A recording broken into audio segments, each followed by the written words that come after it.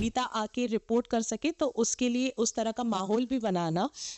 Entire societal structure में, जहाँ वो निकल के सेफ फील कर सके, सुरक्षित फील कर सके रिपोर्ट करने में और कानूनी मदद लेने में। ये एक माहौल बनाने का किस तरह से हम आगे स्टेप्स ले सकते हैं, ये सोचना भी ज़रूरी है। सो सर्वाइवर सेंट्रिक प्रोटेक्शन में ये हम नहीं सोचेंगे कि सिर्फ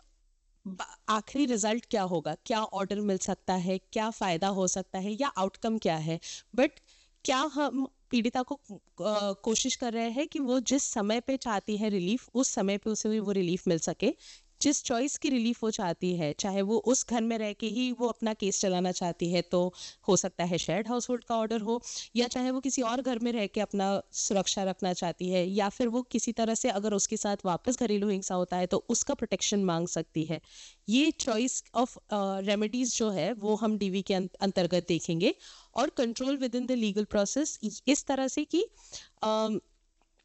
आगे जाके कैसे टाइप के प्रोसीजर्स हो सकते हैं, किस टाइप के इम्प्लीमेंटेशन में बदलाव हो सकता है क्रिमिनल लॉ से, जो उसके लिए ये प्रोसेस आसान भी बनाए। ऐसा ना हो कि जो डर कई लोग पीड़िताओं को और हम में से कई लोगों को भी होता है कि लीगल सिस्टम से इंटरेक्ट करने का जो एक हेजिटेशन होता है, वो डीवी एक्ट के थ्रू, क्योंकि ये एक ऐसा एक्ट भी है जहाँ पे आप मैजिस्ट्रेट्स, बोला जाता है कि magistrates are free to set their own procedure, मतलब मैजिस्ट्रेट के हाथ में होता है कि वो किस तरह से प्रोसीजर सेट करते हैं।